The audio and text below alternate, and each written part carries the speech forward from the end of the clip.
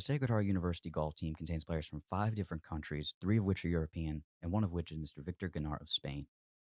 3,500 miles from home, what brought him to shoot? It was the only D1 school in which I could get a spot at the team at. Because I got into some other D1 schools, but they wouldn't get me at the team. I was kind of worried that, I would get like kicked out or something. And like coming to a different country, I mean, I think I would adapt pretty good, and I adapted pretty well, I'd say. But yeah, I was kind of nervous, yeah.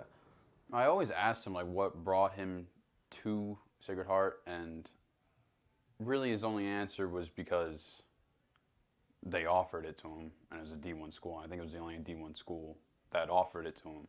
So surprisingly, from where he came from, compared to where he is now, yeah, it's a surprise. The first year we couldn't play because of COVID, like the entire year. I mean, we got to play some tournaments in like March or anything, but it wasn't like an actual fall and spring season. We had more of a spring season than fall, but we kind of played. And then the second year's been good so far too. The last season, well, if we talk about the fall season, it didn't go as well as the spring season last year, but it wasn't bad either. All I know for sure that he's been doing this like all his life.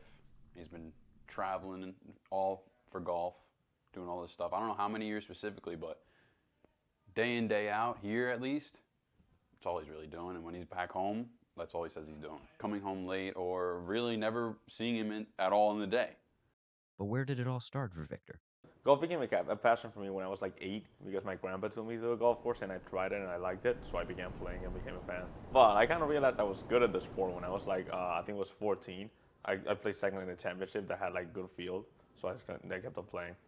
From an 8-year-old on the course with his grandfather in another continent to here and now, what's next for Victor? It's 50 degrees outside and snow, so we can only train like inside on the simulators. But yeah, we do what we can inside, and we only get like an hour to practice inside, so it's kind of tough, but we work around it. I think we should be set for a winning conference. We came up short like two shots last year, probably my fault, but we should be good for winning this year. We'll win this year for sure. You have to admire the confidence the Sacred Heart's golf team looks to bounce back after disappointing last year. Although Victor looks to do his part, always be improving, and make his folks across the Atlantic proud. From Sacred Heart University, I'm Ryan McNeill.